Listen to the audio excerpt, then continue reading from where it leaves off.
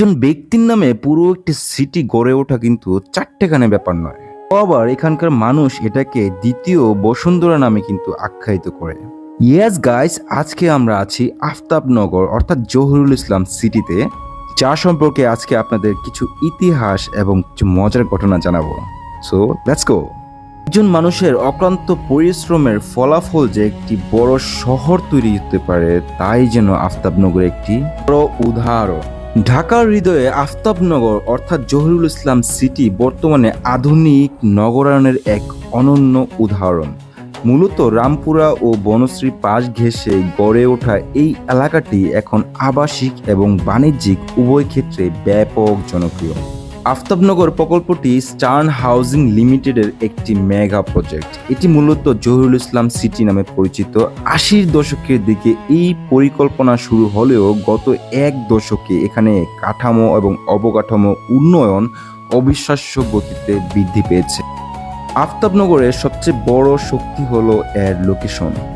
এর পশ্চিমে রামপুরা ও বনশ্রী, উত্তরে বাড্ডা এবং দক্ষিণ পূর্বে মেরাদিয়া ও ডেমরা অবস্থিত। রামপুরা ব্রিজ দিয়ে খুব সহজে হাতিরঝিল হয়ে গুলশান, কারওয়ান এবং ধানমন্ডি যাওয়া যায়। আবার মেরুল বাড্ডা দিয়ে প্রগতি সরণিতে যুক্ত হওয়া যায়। আফতাবনগর এখন ঢাকার অন্যতম একটি এডুকেশনাল জোন হিসেবে কিন্তু খুবই পরিচিত।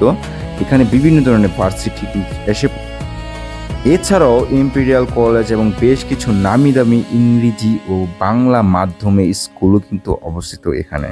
ঢাকার ভেতরে খোলা বাতাস এবং সবুজের স্বাদ নিতে চাইলে অবশ্যই চলে আসতে পারেন এই আফতাবনগরে, যেখানে বর্ষাকালে এখানকার খোলা জায়গাগুলো দেখতে অনেকটা মিনি কক্সবাজারের মতো পরিণত হয়।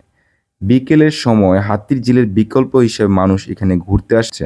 আফতাবনগরকে পরিকল্পিতভাবে বিভিন্ন ব্লকে, যেমন এ, বি, সি, ডি, এফ, এল ইত্যাদি ভাগে ভাগ করা হয়েছে।